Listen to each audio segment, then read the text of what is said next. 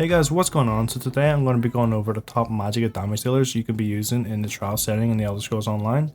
So I'm going to be looking at more than just like individual damage and performance. So I'm going to be looking at what you can do for your group on these classes and just like how, sought after these classes are in a trial environment. So if you guys find this helpful and if you're like struggling to pick a DD to just play as a main, hopefully this will help you out a little bit in picking. Okay guys, so best damage dealer in my opinion at the moment is going to be the Magicka NECROMANCER.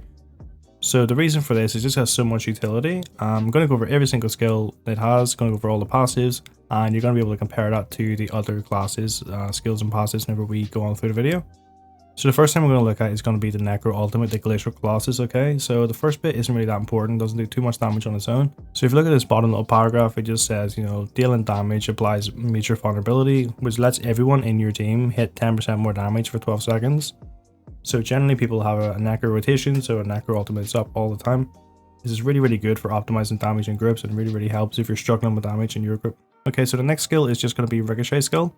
So this is just your spammable on this class, so it's not too important, but it does actually have a little bit of a cleave mechanic. So every third cast of this, you're going to be able to cast a skill that's going to bounce to other enemies.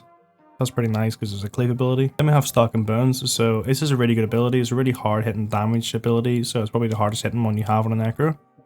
Hits 13k at a time and can be increased by 50% depending on how far away you are from the boss. So then we have Boneyard, okay, and this specific morph I have actually reduces the target's spell and physical resistances by pretty much 6k, which is just really significant. So it's pretty much the same as Elydrin. It gives the same debuff as Elydrin.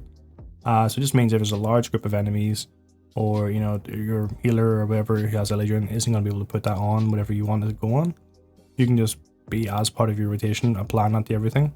So not only is this debuff, but it actually hits for 50% more damage if there's a corpse in it whenever you cast it. So your Stock and Bones, things like that count as a corpse. And if there's other Necros in your team, that's going to count as a corpse. So it's going to increase the damage list by quite a lot.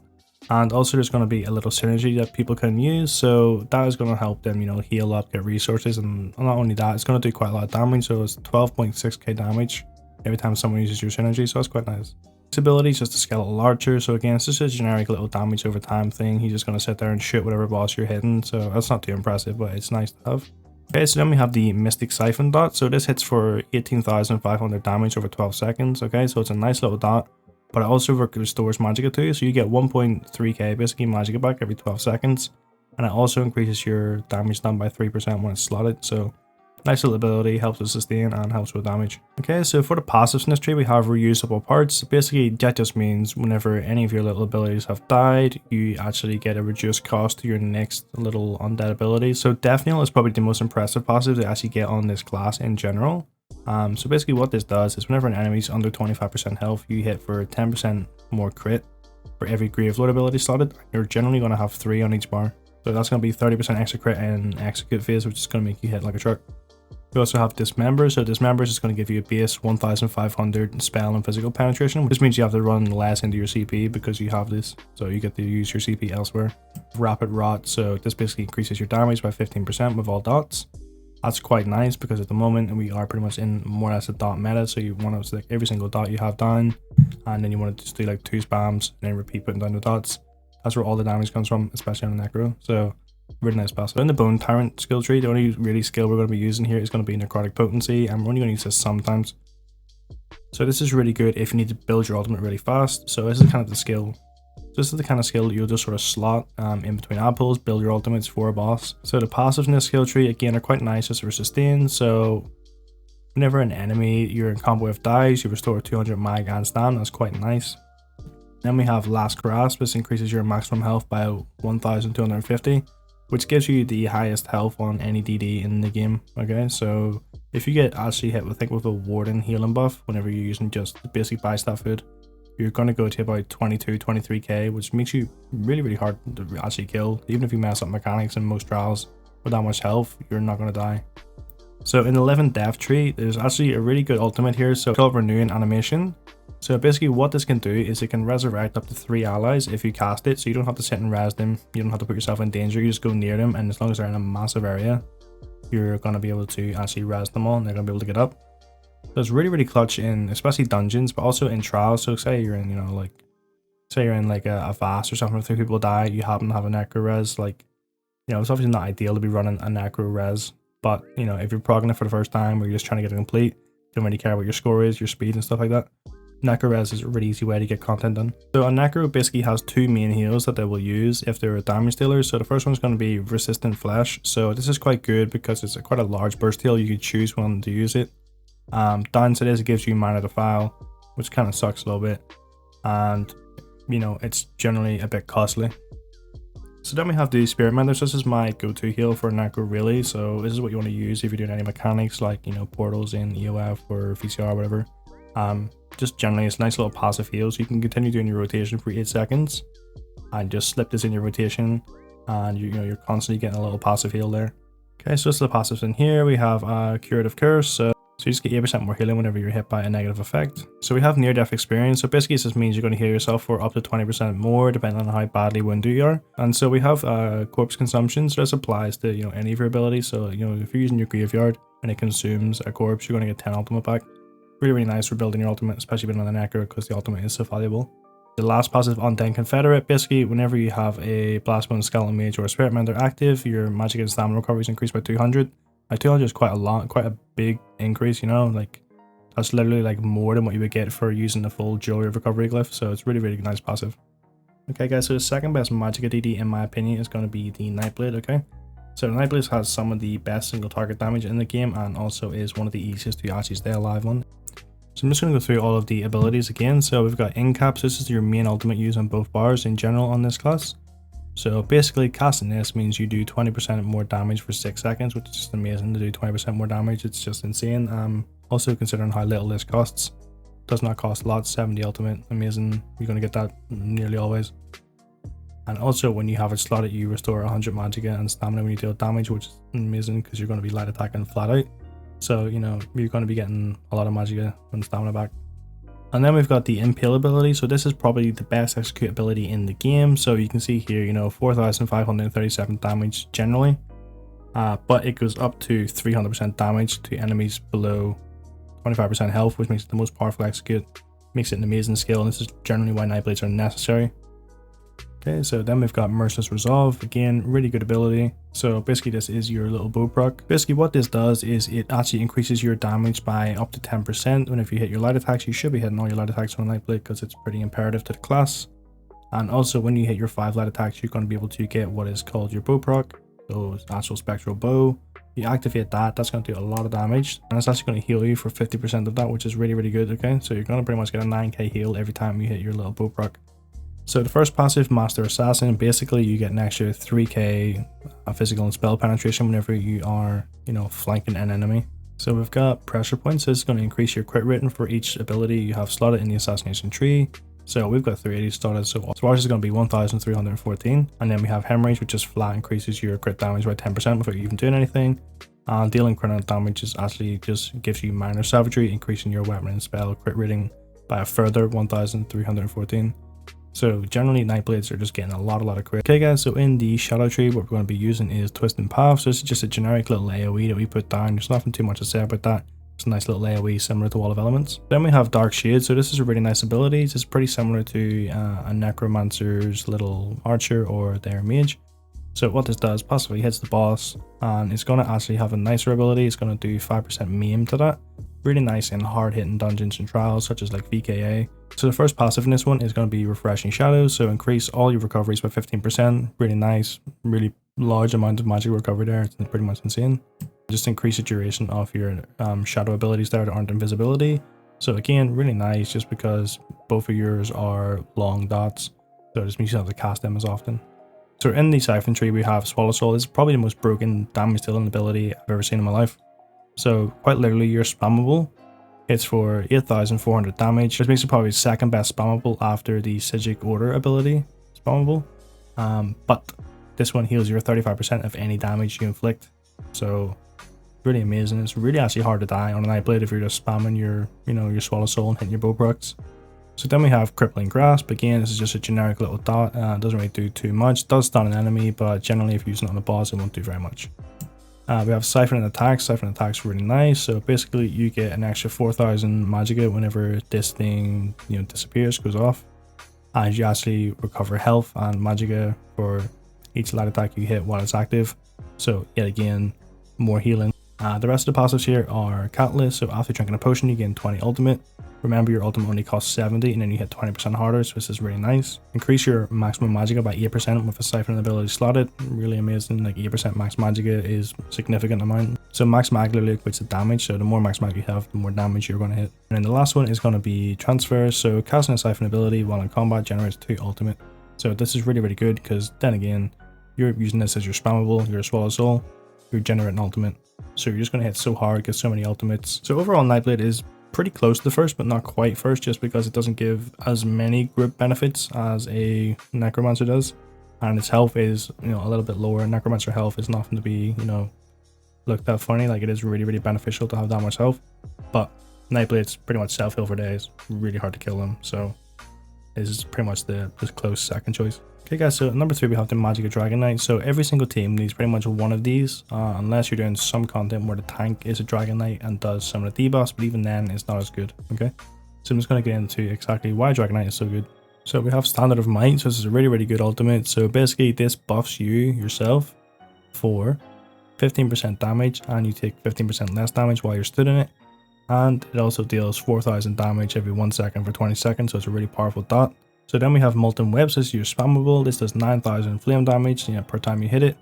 Okay, you have a chance of setting the enemy off balance whenever you hit this, if you hit it on the mobilizer or stun enemy, which is really good because obviously off balance procs your CP passives for most DDs, where they hit 9% harder. And also you can just see down here in the bottom paragraph, basically while slotted, whenever you activate a different Ardent Flame ability, you have a chance to hit 33% harder with your, your whip, and to increase your spell damage by quite a lot. So this is really, really nice, to be honest. So your main heal on a DK is going to be your Burning Embers here. So basically you're going to slash enemy for 4,500 flame damage, and it's going to do a little dot of 15k over 14 seconds. Okay, so that's quite nice because again the DK is more or less a dot build at this point. And it's also going to heal you for 75% of the total damage inflicted when it ends. You can recast at the end early, so it's no worries. If you happen to want a 4.5k heal right away, spam that twice. It also applies the burn status effect every time you hit this Burning Ember. Really nice because that just means the enemy is going to take more damage from flame abilities from everyone. So the main benefit to having a DK in the group and to being a DK in general is to have Engulfing Flames. So not only does it do a nice little dot for 12k for 14 seconds, it actually makes the enemy you hit with it, or enemies because it is an AoE technically, take up to 10% more damage from flame abilities, which is more or less every lead attack, anyone using Moth Inferno, Sands, anything like that. If you have Flames of Oblivion, it's going to increase your weapon and spell crit by 2,600, which is really, really good. So the first passive here is going to be increasing the damage of your burning and poison status effects. So you're going to be applying the burn status effect, pretty much constantly. So it's really nice to get 50% extra damage there. So when you get the burning status effect, you're going to get 500 Magicka back, which is really, really nice for sustain. You have the Warmth passive, which basically when you use the Ardent Flame ability, you can reduce their movement speed by 30%, but no one really cares about that. Doesn't really help at all in trials. Okay, so that's Searing Heat. So this is basically going to make all of your little Ardent Flame abilities hit for 33% more damage and last 4 seconds longer. So it's really, really nice there, okay? Got Whirlwind Rune. Okay, so that's basically going to increase the damage of your Flame Area of Effect abilities by 6%. That's really nice damage. It's all going to add up, so all your Flame Area of Effect damages being buffed by pretty much an insane amount by all these passives already. Going into the Draconic Power tree, you really don't use anything in here apart from 2 passives. One is to make you block for 10% more, and one is to give you 3,000 more spell resistances, which is nice, but this tree in general is pretty dead for a DD, but that's a really good tanking tree. So in the Earthen Heart tree, basically what you're going to use is Eruption. It's the only skill you're going to use in here. So you're basically going to get a little dot, it does 1,500 damage every 1 second, and that's pretty much all it is a little extra flame dot. It's going to be boosted by all of your passives, of course. But the passives in this tree are actually really good. So increase the duration of your Earthen Heart abilities by 20%. So your little Eruption there is going to last for 20% longer. Battle Roar, probably the most beneficial passive on a DK. So basically whenever you drop your ultimate costs 250, you're going to get like 13k Magicka back or something like that, some big amount of Magicka every time you use an ultimate, okay? So it's really, really insane recovery here and really, really helps with sustain. Then have the Mountain's Blessing passive. So we have Mountain's Blessing. This is more for a stamina grip realistically, but also if you're in combat you generate 3 ultimate whenever this effect is active, so that's quite nice. You get more ultimate generation. So as last passive here I think was pretty decent is actually You gain some stamina every time you actually cast another ability. It's kind of difficult to get your stamina back on a Magicka class. You can't heavy attack to get it back, so the only way you can actually get it if you are needing to block or dodge yourself and is to spam this little ability. Okay guys, so number 4 is going to be the Sorcerer. Okay, so the Sorcerer does hit the hardest, but unfortunately it is a lot of single target, and you know, it doesn't actually give as great as buffs as the other classes in my opinion to the group. So we're going to go over all the Sorcerer abilities here. You guys can, you know, just take into account everything I said. You can pick whatever class is best for you. You can pick the Necro because it's generally the best rated, or you could pick the Sorcerer because you just want to, you know, be a Sorcerer and you like the way it sounds here. So the first ability we have here is Crystal Frags. Okay, so this is probably going to be the best ability a Sorcerer has available. So not only does it do a lot of damage, but basically every time you cast this, the next ability you do that is an ultimate, costs 10% less. Really good for sustain. Also, it has a chance of proccing, if that makes sense. So it will turn purple. You'll be able to cast this literally for 50% less Magicka, which is going to be really good for sustain because this is one of your main abilities. And it's also going to hit instantly, which means there's no cast time. And it's going to hit for 66% more damage, which is insane. So this is probably the best ability Sorc has, and it's one of the reasons why it hits the hardest in the game, is because of this single ability. The first passive is Unholy Knowledge, so generally just reduces the health, magic and stamina cost of your abilities, which is really nice for sustain yet again on the Sorcerer. So then we have Blood Magic. Okay, so whenever you have food on, basically you're going to be able to heal yourself for 1700 more or less every time you hit a Crystal Frag, which is really nice. You have the Persistence passive. Basically after blocking an attack, your next ability costs 15% less. Not that useful if you don't really block all that much, to be honest, so it's not that useful. And then we have Exploration. Whenever you cast Dark Magic ability, you gain Minor Prophecy, increasing you and your group's spell crit by 1314 over 20 seconds. So this is really another reason why the Sorcerer is actually needed in a group. So you need one Sorcerer because of this passive, more or less, and this is the main benefit of having a Sorcerer. You get more crit. So in the Daedric Summoning tree, this is where you're going to be getting the majority of your abilities when you're using a Sorcerer. So we have the Greater Storm Atronach. So the main thing about this is it is a massive dot. So it hits really hard. It actually stacks with your Daedric Prey. So it will hit harder when Daedric Prey is active. And someone can actually use this energy on this to get Major Berserk, increasing their damage by 10% for 8 seconds. Which is just really good. So for example, if a NIGHTBLADE takes this in XC, they're gonna, you know, they're gonna clap the boss down. So really nice. You know, think about who's taking your synergy. If possible, you want the highest DD in your team to be taking your Sorc synergy. So depending on what you're doing, you can use 2 pets. Most of the time you're going to use 1 pet, but in, you know, things like VSS or, you know, VK, whatever, there's not really any ads you can stun. You're not really going to, you know, annoy people by stunning things. You can use 2 pets. So basically you can use the Summon Volatile Familiar. It's basically just a little dot. You know, it hits for 1700 damage, and that's every 2 seconds. Okay, so one of the most important skills on a Sorcerer is going to be Daedric Prey. So basically Daedric Prey in itself hits really hard, hits for 8000 Magicka damage whenever it explodes.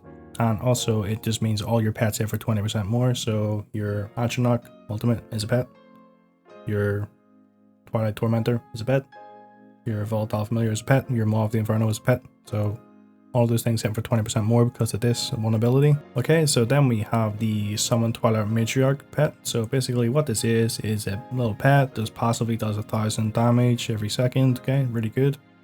And it also, if you press it, can heal you and 2 other people for 7000. So really good ability, really clutch if your healer's say dead. You can literally stand there and spam that and it will literally keep the whole group alive.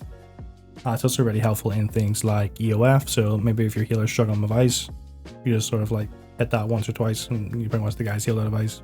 A really clutch ability. So we have Empowered Ward, so you generally don't really run a ward on a Sorcerer unless you need to. So something like EOF, where, you know, you kind of need to ward up to go into the ice, you need to ward up for the big beam phase and hard mode, and, you know, something like that. Generally you want to use Empowered Ward just because it gives your entire group Minor Intellect, and that is going to give them 20% magic recovery. So a really large amount of magic recovery. I don't think there's any set that gives 20%. 20% is just insane amounts. So we also have Bandages. Really doesn't do too much apart from it increases your physical and spell resistances by about 3k. And you get 8% max mag for slotting it, so it's a really good ability, but it's pretty passive, you don't actually have to use it. So the passive here, Rebate, it's going to give you 300 magic or stamina when one of your pets die. Generally your pets aren't going to die, so this is pretty much a useless passive, which is a bit upsetting. So Power Stone, which is the cost of your ultimate with 15%, really good because you get to cast more ultimates obviously, and it gives the synergy to more of your team. Then we have Daedric Protection. So basically what this does is it increases your health and stamina recovery by 20%. You have a little pet out, so it's quite nice because you don't really get to recover your stamina again on DDs very often if you're a mag, so quite a nice thing to have. Get your stamina back a little bit more for blocking and dodge rolling. And then we have Expert Summoner, so this increases your max health by 8% when you have a pet active, so again 8% health is quite a lot. It helps you not die, so it's quite nice. In the Stormcaller tree, basically only one ability we're ever going to really use, and that's going to be Binding the Storm. So the reason we're going to use this is because there's a damage over time ability, it lasts for a long time, so you only got to cast it once every 2 rotations, so it's quite nice. And you also gain Measure of Resolve using this, which is 6k of each resist, which makes it hard to kill you. You take a lot less damage than most people will in the trial, so you're really tanky as a sword. You don't have as much health as a Necro, but you're tankier. You don't have as much healing as a Nightblade, but you're tankier. So it's just a really nice thing to have, and that just lasts for 23 seconds, so you're almost permanently tanky. Passive wise, basically we have Capacitor, so that's going to increase your mag recovery by 10%, really nice because obviously you're a Magicka DD. We have Energized, so Energized again, really nice, so increase your physical and shock damage. Not that many shock abilities on a sword, I won't lie to you, but from what you do you have, it'll increase them 5%, so it's nice enough. So Amplitude, increasing your damage done against enemies by 1% for every 10% current health they have, so you actually sort of hit harder on a sword, you know, at 100% than you do at Execute phase, which is a little bit stupid, but you have generally Bloodthirsty Jewelry, so you're going to be the biggest damage dealer at the start. You get all your damage up front, and then you fall off a little bit, but your Bloodthirsty Jewelry brings that back up for you in Execute phase. And then we have the Expert Mage, so increases your weapon and spell damage by 2% for each Sorcerer ability slotted. Okay guys, so generally, obviously you're probably wondering where's the Warden, where's the Templar? Well, generally Warden and Templar DDs are not used in any trial team because they're not optimal. They don't give really any benefits. Warden healer, you have a Templar healer, generally, okay? Warden healer I think is probably best in the game. Gives awful lot of debuffs, awful lot of buffs. You want it to be on a healer generally because, as you know, they have the best heals. Again, you probably have a Templar healer because again, very large heals. They can provide anything a DD can, except, you know, you could put that on a healer and save yourself a little slot. And you could have the likes of, you know, a Sorcerer DD. It's way harder than a Templar DD. So that's the reason I have not put those on the list, because they hit pretty wet and they don't really give that much group utility because you already have them in the group elsewhere where they're better suited. And yeah, so hopefully you guys enjoyed the video. Hopefully you got some decent information out of that. Hopefully you can pick, you know, the best class if you are trying to make a class for specific trials and getting into trials. Hopefully this gives some insight into what you could be. So again, the likes of Necro and Nightblade, the two best. But in the likes of DK and Sorcerer, you know, like you need one of those in a team. So you have to basically, if you want to be on the team as a Sorcerer, you have to hit very hard. If you want to be on the team as a DK, you have to hit very hard. On a DK, generally, you have to have specific sets like MK Zens. On a Sorcerer, you basically have to be willing to do mechanics like interrupting Invas. So there's trade-offs for both those classes. Necro and Nightblade, you more or less get off free with near everything. Especially Necro, you get to stand in group and do not a whole lot of anything. So yeah, just choose what one's best for you. Hopefully you enjoyed the video. If you did, remember to leave a like on it, subscribe to the channel for some more videos, and I will see you later.